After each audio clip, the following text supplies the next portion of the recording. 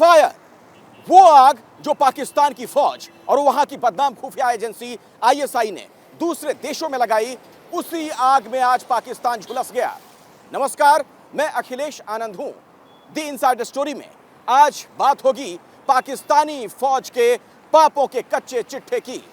आज इमरान खान वहां की फौज के लिए, आईएसआई के लिए मुसीबत बन गए हैं, लेकिन किसी जमाने में इमरान खान इसी फौज के, आईएसआई के दुलारे हुआ करते थे। दरअसल वहां की फौज ने एक ऐसा भस्मासुर पैदा कर लिया जो अब उसी के लिए मुसीबत बन बैठा है। तो साजिशों की ये पूरी दास्तान बहुत हैरान करने वाली है। देखिए पूरी मुकम्मल रिपोर्ट।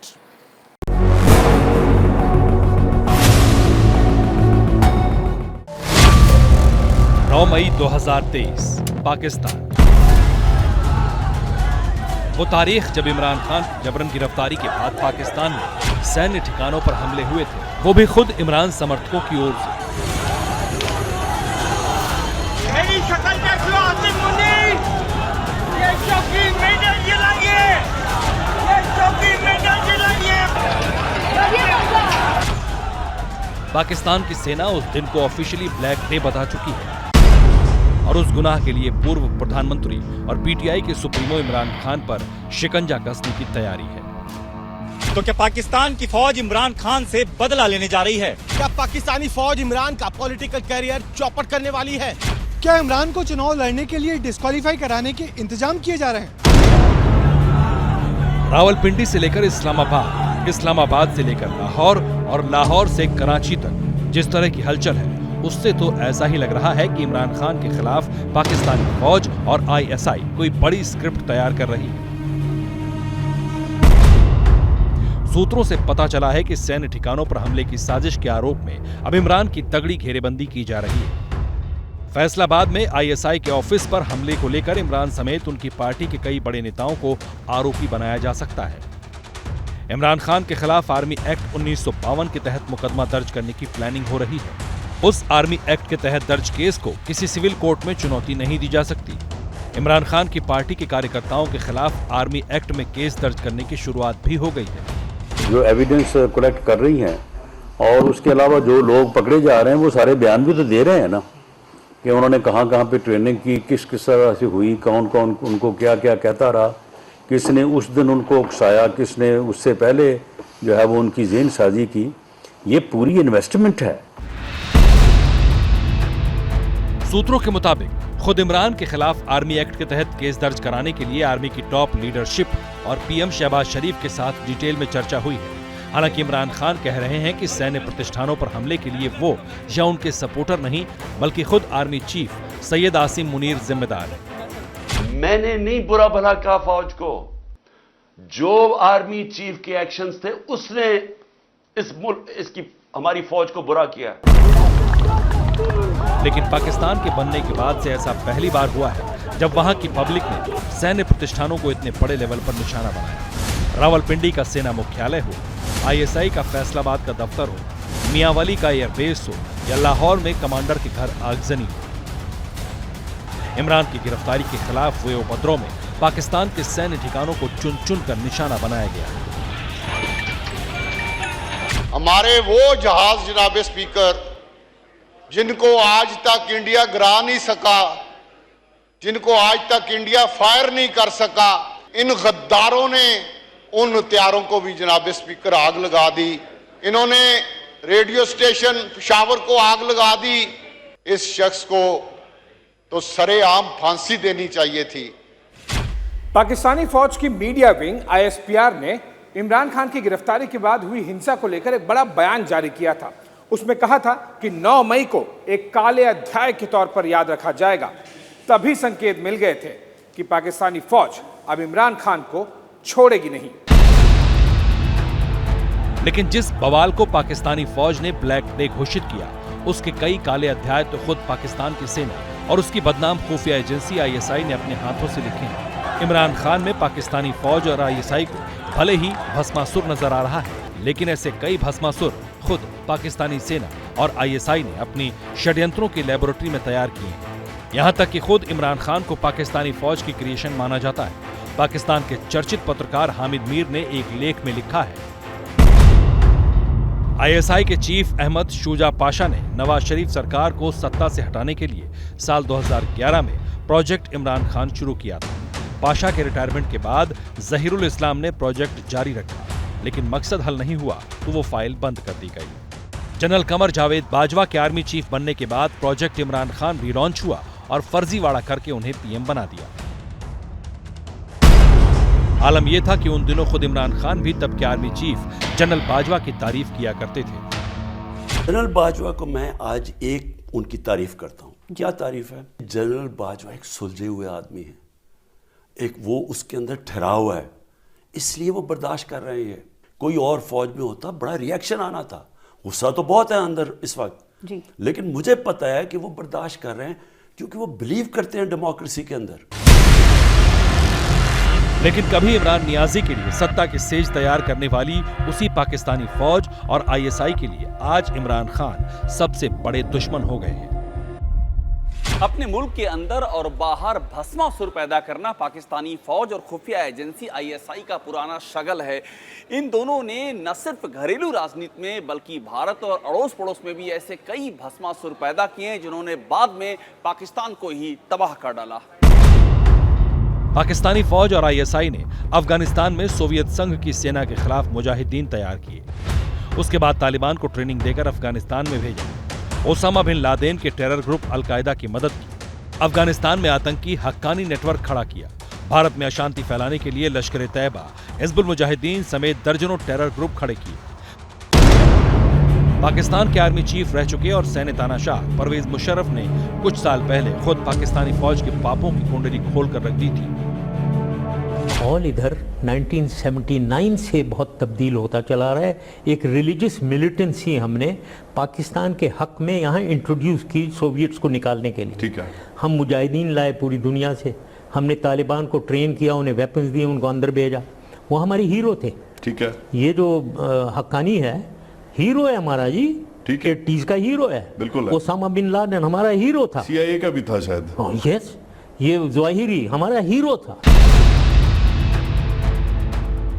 तो दूसरे मुल्कों को नेस्तनाबूद करने के लिए पाकिस्तान की फौज और आईएसआई ने आतंक की फसल को खाद पानी दिया। अब वो पाकिस्तान को ही तबाही के पाताल लोक में पहुंचा चुके हैं। कभी पाकिस्तानी फौज के लाडले रहे इमरान खान भी अब खुलकर ये बात कहने लगे हैं। जब उसामा बिन लादेन, जब वो एबटाबाद में जो वो हादसा हुआ, आपको पता है बैरून मुल्क पाकिस्तानियों के ऊपर जो गुजरिया आप अंदाजा नहीं लगा सकते। उन्होंने कहा हमारे से पैसे ले रहे हैं और उसी को अपने एकेडमी के पास एबटाबाद में पाला हुआ है। जो हमें जिल्लत मिली तब कौन बोला आपके लिए? यहां तो कोई सांप सूंघ गया था, यहां तो आर्मी चीफ के मुंह से चून ही निकल रही थी, यहां तो कोई बोलता ही नहीं था, ना प्राइम मिनिस्टर तब वो गिलानी था ना जरदारी। 4-5 दिन सन्नाटा छाया हुआ था, वो आके मार के चले गए। हमारे मुल्क में दुनिया में जलील हुए हम। पाकिस्तानी फौज की हालत तो ये हो गई है कि उसके पाले पोसे इमरान खान अब उसी के गले की हड्डी बन गए हैं। आलम देखिए, पाकिस्तानी सेना के चीफ जनरल सैयद आसिम मुनीर को यूएई के राष्ट्रपति मोहम्मद बिन जायद अल नहयान से टेलीफोन पर बात करनी पड़ी है। पाकिस्तानी फौज की भले ही छीछालेदर हो चुकी है, लेकिन वो अब इमरान खान को बख्शने को तैयार नहीं है। पाकिस्तान में चल रहे सत्ता के संग्राम में एक बड़ा किरदार सुप्रीम कोर्ट का है। एक ओर जहां शहबाज शरीफ यानी पाकिस्तान के वजीर आजम और फौज एक साथ खड़ी नजर आ रही है, तो दूसरी तरफ सुप्रीम कोर्ट है और इमरान खान के साथ होने का आरोप लग रहा है। सत्ता में वहां पर जो पार्टियां बैठी हुई हैं वो अब खुलेआम आरोप लगा रही हैं कि सुप्रीम कोर्ट दरअसल इमरान खान की मदद कर रहा है। और इन सब के बीच कठपुतली खेल जारी है। फौज शहबाज शरीफ के जरिए खेल कर रही है, तो इमरान खान पर आरोप लग रहा है सुप्रीम कोर्ट के जरिए खेल करने का।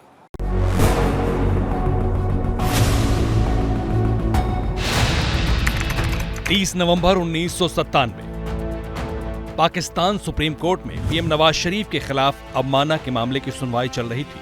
Chief justice Sajjad Ali Shah case की सुनवाई कर रहे थे।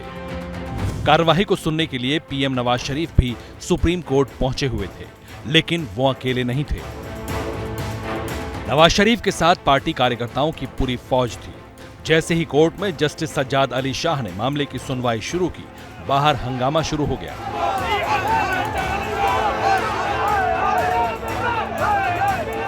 नवाज के साथ आए कार्यकर्ता बेकाबू हो गए, तोड़फोड़ शुरू हो गई। हंगामा कर रही भीड़ सुरक्षा व्यवस्था को चकमा देते हुए कोर्ट में दाखिल हो गई। नवाज शरीफ के खिलाफ सुनवाई कर रहे जजों की जान आफत में आ गई। खुद को बचाने के लिए जजों ने अवमानना के मामले में नवाज शरीफ के खिलाफ नरम रुख अपनाया। 1997 के ऊपर एक फैशिज्म का हमला किया गया खौफनाक। वहां पर जो कुछ सुप्रीम कोर्ट के साथ किया गया 1997 के अंदर नवंबर में, उसके भी दो कंपोनेंट थे। एक कंपोनेंट साजिश था जहां जज साहिबान को खरीदा गया, उनको पैसे दिए गए, उनकी आंखें अंधी की गई, जिसको कोयटा बेंच केस कहते हैं, जिसको ब्रीफ केस कहते हैं, और सुप्रीम कोर्ट के जज साहिबान को आपस में लड़ाया गया। वहां पे दरारें पैदा की गई। अब 26 साल बाद की ये तस्वीर देखिए, हालात वही हैं, बस चेहरे बदल गए हैं। तब नवाज शरीफ थे, आज शहबाज शरीफ है। तब सुप्रीम कोर्ट के चीफ जस्टिस सज्जाद अली शाह थे, आज सुप्रीम कोर्ट के चीफ जस्टिस हैं उमर अता बंदियाल। अपने ही मुल्क के सुप्रीम कोर्ट के खिलाफ पाकिस्तानी हुकूमत ने प्रदर्शन का ऐलान किया है। सत्ता में बैठे पीडीएम के चीफ मौलाना फजलुर रहमान ने कोर्ट के बाहर धरने का ऐलान किया और उनके समर्थक इस्लामाबाद के रेड जोन में हल्ला हंगामा करते हुए घुस गए।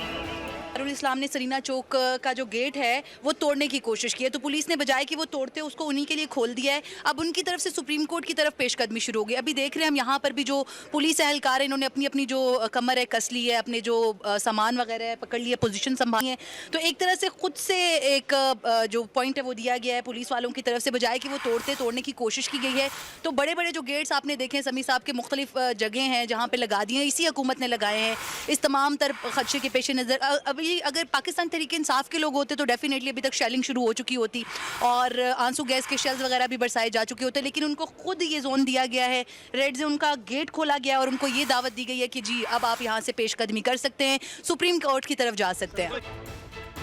पाकिस्तान सुप्रीम कोर्ट ने जिस अंदाज में इमरान खान को राहत दी, उसके बाद ये लड़ाई आमने सामने की हो गई है। अब पाकिस्तान के हुक्मरान अपने ही कोर्ट के खिलाफ संसद में खड़े होकर बयान दे रहे हैं। अदलिया में एक गिरोह ने सियासत करने का जो है बीड़ा उठा लिया हुआ है। वो अदल नहीं कर रहे, वो सियासत कर रहे हैं। वो एक सियासी गिरोह की हमायत कर रहे हैं, वो अदल नहीं कर रहे, वो कानून और आइन के मुताबिक फैसले नहीं कर रहे। उनकी फैसलों की बुनियाद जो है वो सियासी हमायत पे जो है रखी गई हुई है। अदलिया की रवायात और आइन में जो उनकी पावर्स या उनके हदूद जो डिफाइन हुए हैं उनकी वायलेशन हो रही है। अब पाकिस्तान में एक तरफ पीएम शहबाज शरीफ हैं, आर्मी चीफ आसिम मुनीर हैं, तो दूसरी तरफ सुप्रीम कोर्ट है और इमरान खान है। कोर्ट के साथ शहबाज सरकार के रिश्ते खराब होने की शुरुआती वजह एक बिल था। इस बिल के जरिए शहबाज सरकार ने कोर्ट की ताकत घटाने की कोशिश की थी। शहबाज सरकार ने चीफ जस्टिस के अधिकारों में कटौती के लिए संसद में बिल पास कराया। सुप्रीम कोर्ट बिल 2023 के तहत चीफ जस्टिस को स्वतः कार्रवाई करने की ताकत नहीं होगी। साथ ही अहम मामलों की सुनवाई के लिए न्यायाधीशों का एक पैनल बनाने का प्रावधान था। संसद में पास होने के बाद भी इस बिल को राष्ट्रपति ने मंजूरी नहीं दी। वहीं चीफ जस्टिस उमर अता बंदियाल के नेतृत्व वाली बेंच ने इस विधेयक को चुनौती देने वाली याचिकाओं पर सुनवाई की। सरकार इससे नाराज थी। इस बीच सुप्रीम कोर्ट ने इमरान खान को राहत दे दी और इससे सरकार और कोर्ट के बीच तल्खी और बढ़ गई। कल सुप्रीम कोर्ट ने कहा कि आपको मिलकर बड़ा अच्छा लगा। काश ये मियां नवाज शरीफ को बुला के कहते कि आपको बड़ा अच्छा लगा। मोहतरमा फरियाल तालपुर साहब, मरीम नवाज साहब को बुला के कहते कि बड़ा आपको मिलकर अच्छा लगा। ये है वो डबल स्टैंडर्ड्स, जो दोहरे मेयार जिसने इंसाफ का जनाजा निकाल दिया है। सुप्रीम कोर्ट और शहबाज सरकार के बीच तल्खी की वजह चुनाव से जुड़ा एक केस भी है, जिसे लेकर प्रधानमंत्री शहबाज शरीफ की कुर्सी भी खतरे में है।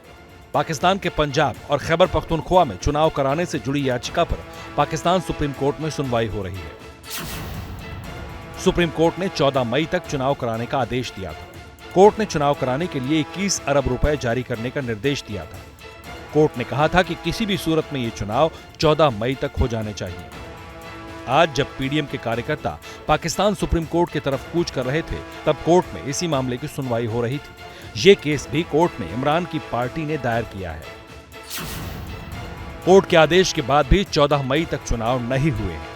ऐसे में कोर्ट अवमानना का मामला चला सकता है। इस मामले में पीएम शहबाज शरीफ को दोषी ठहराया जा सकता है। अगर आप मुझे ये कहें कंटेम्प्ट हुई है नहीं हुई, बिल्कुल कंटेम्प्ट तो हुई है, क्योंकि इलेक्शन नहीं कराया गया उस तारीख पे और ना फंड्स जारी किए गए। और इस पर जिम्मेदारी किस पे बनती है? देखें, पहली जिम्मेदारी तो सेक्रेटरीज पे बनती है, जो महकमों के सेक्रेटरी फाइनेंस हो गए, इलेक्शन कमीशन ऑफ पाकिस्तान हो गया। लेकिन जो अल्टीमेट जिम्मेदारी जो जाएगी, जिसका नजला अगर कहें किस पे गिरेगा, तो वो आपके इस वक्त के जो प्राइम मिनिस्टर हैं और जो कैबिनेट मेंबर्स हैं उन पे।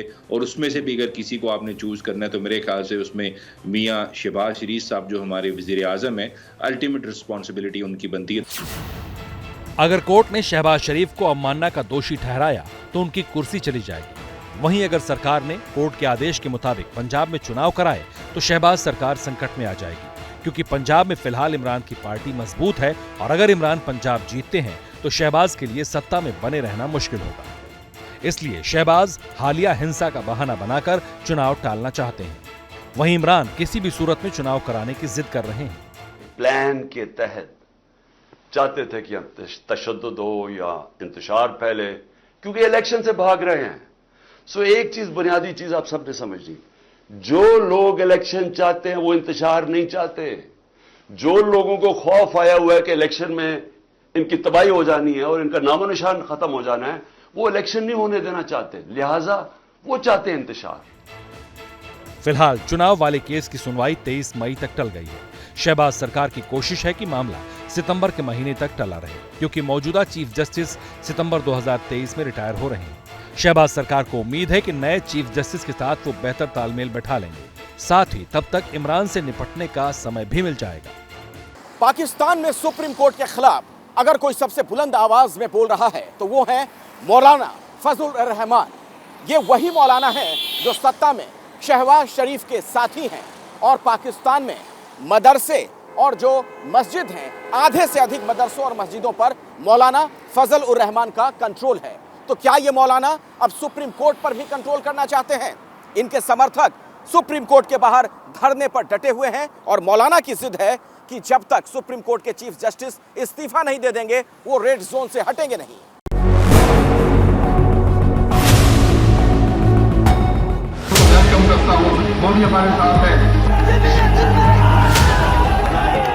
Supreme court mother of the law है, मदर इन लॉ नहीं। चीफ जस्टिस साहब सुन लीजिए, हम 3-2 का फैसला कबूल करने के लिए तैयार नहीं हैं। हमारे नजदीक 4-3 का फैसला कोर्ट का फैसला है। आराम से घी डब्बे से बाहर नहीं निकलेगा तो टेढ़ी उंगली से उसको निकाला जाएगा। मौलाना फजल उर रहमान पाकिस्तान के कट्टरपंथी नेता, पाकिस्तान में सत्ताधारी गठबंधन पीडीएम के लीडर, जो सुप्रीम कोर्ट को खुलेआम धमका गए कि उंगली टेढ़ी करनी पड़ेगी। और मौलाना की धमकी के बाद उनके समर्थकों ने इस्लामाबाद में पाकिस्तान के सुप्रीम कोर्ट की इमारत पर धावा बोल दिया। आसमान से ये उतरे हुए नहीं, हमारी तरह के गोश्त पोस्ट के इंसान हैं। मौलाना फजल उर रहमान अपने मुल्क के सुप्रीम कोर्ट के खिलाफ तैश में है। न सिर्फ मौलाना के सपोर्टर सड़कों पर उतरे, बल्कि खुद मौलाना अपने गठबंधन के दूसरे दलों के बड़े चेहरों के साथ सुप्रीम कोर्ट के बाहर धरना देने पहुंच गए।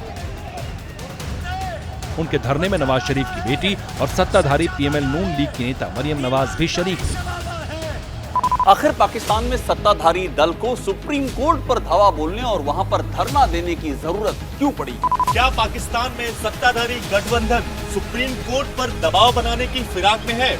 क्या पाकिस्तान में अब लड़ाई सेना और शहबाज शरीफ सरकार बनाम सुप्रीम कोर्ट हो गई है? तो इसका जवाब है इमरान खान। सुप्रीम कोर्ट से इमरान खान की रिहाई के आदेश के बाद से ही मौलाना फजल उर रहमान खासे आक्रामक है। Supreme court mother of the law है, मदर इन लॉ नहीं है। पाकिस्तान में सुप्रीम कोर्ट से जिस टकराव की अगुवाई मौलाना कर रहे हैं, उसकी एक झांकी पाकिस्तानी संसद में भी दिखी। अदालतों में इमरान खान को स्पेशल ट्रीटमेंट मिलने से पाकिस्तान के सत्तारूढ़ दल नाराज हैं। इसी नाराजगी के चलते सत्तारूढ़ सांसदों ने संसद में एक प्रस्ताव पेश किया है। पाकिस्तान सुप्रीम कोर्ट के चीफ जस्टिस और अन्य जजों के खिलाफ रेफरेंस लाने की तैयारी शुरू हो चुकी है।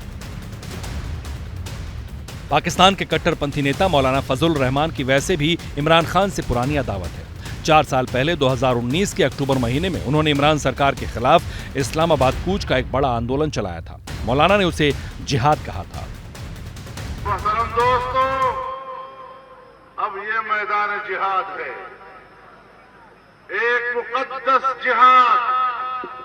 जिस रास्ते पर हम निकले हैं ये अल्लाह का रास्ता है और हम पूरे अज़्म के साथ, पूरे शरह सदर के साथ, पूरी कौम को लेकर इसलिए इस्लामाबाद जा रहे हैं ताकि हुक्मरानों को भी बता दें और पूरी दुनिया को पैगाम जाए कि पाकिस्तान का हुक्मरान या अवाम का हुक्मरान नहीं। तब मौलाना का जिहाद वाला दांव काम नहीं कर पाया, लेकिन इसके बावजूद मौलाना फजलुर रहमान का पाकिस्तान की सियासत में रुतबा है। इसे ऐसे समझते हैं, मौलाना का पाकिस्तान के करीब आधे से ज्यादा मदरसों मस्जिदों पर कंट्रोल है।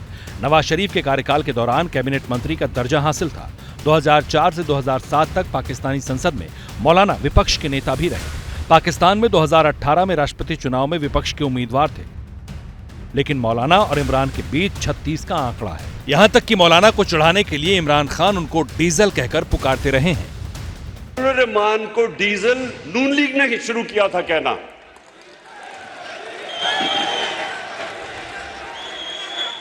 नून लीग का एक रंगबाज जिसने फजल रहमान का नाम डीजल रखा था, हमने नहीं रखा उसका नाम। और डीजल इसलिए कि वो डीजल के परमिटों पे पैसे बनाता था। आलम यह था कि सरकार जाने के बाद इमरान खान जिस भी जलसे में जाते वहां उनके सपोर्टर डीजल डीजल के नारे लगाते। मैं हर जलसे में अपने आप को कह के जाता हूं कि मैं फजल रहमान को डीजल नहीं कहूंगा, लेकिन करूं क्या? मैं जब खड़ा होता हूं तकरीर करने के लिए तो सारे पंडाल से डीजल की आवाजें आनी शुरू हो जाती हैं।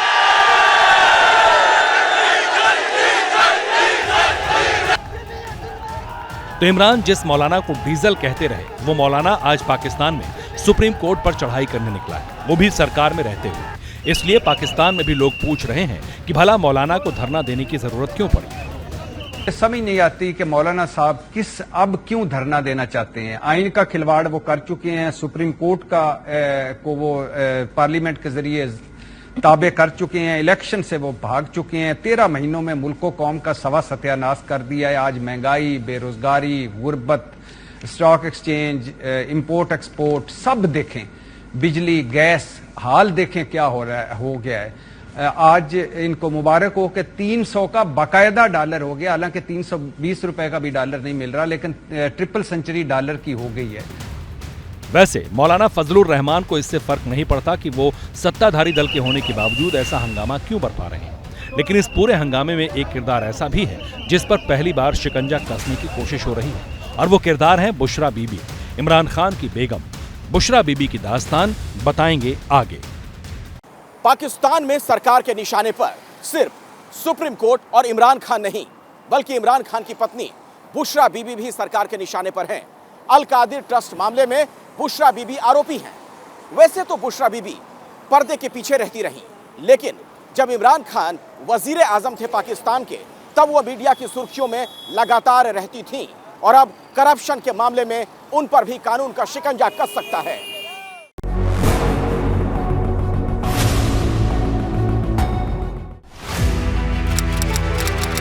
अठारह फरवरी 2018 पाकिस्तान मीडिया में अरसे से चल रही अटकलें आखिर सच साबित हुई। मीडिया में इमरान खान और बुशरा बीबी की शादी की तस्वीरें जारी हुई। अरसे से अटकलें लगाई जा रही थी कि इमरान और बुशरा बीबी ने गुपचुप शादी कर ली है, लेकिन 18 फरवरी को बाकायदा दोनों की शादी की तस्वीरें जारी हुई और कहा गया कि इमरान और बुशरा बीबी का निकाह हो गया है। इमरान खान से बुशरा बीबी की दूसरी शादी हुई है। इस शादी के लिए बुशरा बीबी ने अपने शौहर को तलाक दिया। पिछली शादी से बुशरा बीबी के 5 बच्चे हैं। तब तक पाकिस्तान में बुशरा बीबी की पहचान एक धार्मिक महिला की थी। उन्हें पाकिस्तान में पिंकी पीरनी यानी पवित्र महिला कहा जाता था। सूफी संत बाबा फरीद की मुरीद बुशरा बीबी के पास आध्यात्मिक ताकत होने का दावा भी किया जाता था। दीन हमारा क्या है? एक्चुअली मैं अल्लाह को जो दूसरा नाम देती हूँ इश्क का देती हूँ, और जिसके अंदर इश्क और जज्बा और जुनून नहीं है ना, वो दीन मोहम्मद का सफाई नहीं है। पाकिस्तान में कहा तो ये भी जाता है कि इन्हीं बुशरा बीबी ने इमरान खान से कहा था कि अगर वो उनसे शादी कर लेते हैं तो वो पाकिस्तान के पीएम बन जाएंगे। और कुछ ऐसा हुआ भी। बुशरा बीबी से शादी के बाद इमरान खान पाकिस्तान के पीएम बने और पूरी उम्र बुर्के के पीछे गुजारने वाली बुशरा बीबी देखते देखते पाकिस्तान के सत्ता प्रतिष्ठान का केंद्र बन गई। उस जिंदगी में लोग अल्लाह और रसूल के करीब होने के लिए मेरे पास आते थे। इस जिंदगी में खान साहब के करीब होने के लिए आते हैं। अब इमरान की सत्ता जा चुकी है और इमरान खान बुशरा बीबी के साथ कोर्ट के चक्कर लगा रहे हैं। वजह है करप्शन का आरोप। अल कादिर ट्रस्ट केस में इमरान खान के साथ बुशरा बीबी भी आरोपी है। इसी केस में लाहौर कोर्ट में पति इमरान खान के साथ बुशरा बीबी भी पहुंची थी। अल कादिर ट्रस्ट में इमरान के अलावा बुशरा बीबी भी ट्रस्टी हैं। ट्रस्ट पर यूनिवर्सिटी के नाम पर अरबों की जमीन अवैध तरीके से दान लेने का आरोप है। ट्रस्ट पर यूनिवर्सिटी के नाम पर करोड़ों रुपए दान लेने और उसमें गड़बड़ी करने का भी आरोप है। बुशरा बीबी पर रिश्वत में हीरे की रिंग लेने का भी आरोप है। इस केस में गिरफ्तारी के बाद छूटे इमरान खान को डर सता रहा है कि अब बुशरा बीबी को गिरफ्तार किया जा सकता है। पर्दादार खातून के ऊपर आपने एक वारंट निकाल दिया अरेस्ट का, और यहां पुलिस आ गई उसको पकड़ने के लिए। शर्म नहीं आई? घर में आपकी औरतें नहीं हैं? या आप इतने बेशर्म हैं कि आपकी औरतों से ये कुछ करेगा तो आपको कोई फर्क ही नहीं पड़ेगा? आप इतने बेगैरत हैं। इमरान खान ने ट्वीट कर आशंका जताई थी कि बुशरा बेगम को गिरफ्तार किया जा सकता है। बुशरा को जेल में डालकर मुझे प्रताड़ित करने की साजिश है। इस डर और संशय के बीच इमरान अपनी बेगम के साथ लाहौर हाईकोर्ट पहुंचे थे, जहां कोर्ट ने बुशरा बेगम को 23 मई तक की राहत दी। लाहौर हाईकोर्ट ने बुशरा बीबी की 23 मई तक हिफाजती जमानत मंजूर कर ली है। पिंकी पीरनी कहलाने वाली बुशरा बीबी इमरान की हुकूमत के दौरान बेहद ताकतवर शख्सियत थी। पाकिस्तानी मीडिया में अक्सर यह चर्चा रहती थी कि इमरान के हर फैसले की फाइल पहले बुशरा के पास जाती है। और रात को इसकी बीवी पिंकी पीरनी सोशल मीडिया के लोगों को कहती है कि पाकिस्तान के इदारों के खिलाफ ट्रेंड्स चलाओ। कहती है कि मेरी चोरी का कोई पूछे। मानिका के बच्चों की चोरी का जो अरबपति हो गए इमरान खान के दौर में, लोगों को तकलीफ दी, अपनों को रिलीफ दिया। फोन पर किसी को कह रही थी कि कोई मेरी करप्शन का सवाल पूछे, फराह गोगी की करप्शन का सवाल पूछे, कोई नालायकी और नाअहली का सवाल पूछे, तो एक ही जवाब देना कि जी गद्दारी हो गई, साजिश हो गई। इमरान के पीएम रहते बुशरा बीबी पर सिर्फ करप्शन के ही आरोप नहीं लगे थे। बुशरा बीबी पर तंत्र मंत्र और काला जादू के आरोप भी लगते रहे हैं। पीएम रहते इमरान की सरकार जब संकट में आई तब बुशरा बीबी पर तंत्र मंत्र और काला जादू कराने का आरोप लगा था। तब बुशरा पर इमरान की सरकार बचाने के लिए अपने घर पर जिंदा मुर्गे जलाने के आरोप लगे थे।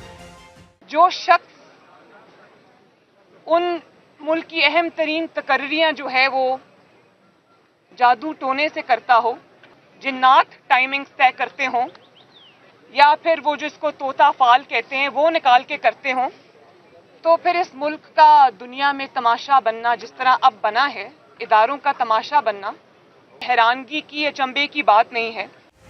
मरियम के इन आरोपों के जवाब में बुशरा बीबी उन्हें कोर्ट तक ले जाने की बात कह चुकी है। खान साहब की अहलिया है, उनको कभी किसी ने देखा भी नहीं होगा और उनके ऊपर मरियम नवाज मुसलसल इल्जामात आयद कर रही हैं। इसलिए बुशरा बेगम ने यह फैसला किया है कि उनकी तरफ से एक नोटिस मरियम नवाज को भेजा जा रहा है। फौजदारी मुकदमा जो है वो हम दायर कर रहे हैं। फिलहाल 23 मई तक बुशरा बीबी को गिरफ्तारी से राहत मिल गई है। बुशरा की आध्यात्मिक शक्तियों पर भरोसा रखने वाले इमरान को अब भी यकीन है कि जैसे वो बुशरा से शादी कर पाकिस्तान के पीएम बने, अब उन्हीं बुशरा के सहारे वो इस संकट से भी पार निकल जाएंगे। इमरान खान पाकिस्तानी आर्मी के लिए दरअसल वो नासूर बन चुके हैं जिसे वहां की आर्मी जड़ से खत्म करना चाहती है, लेकिन फिलहाल ये होता मुमकिन नजर नहीं आ रहा है।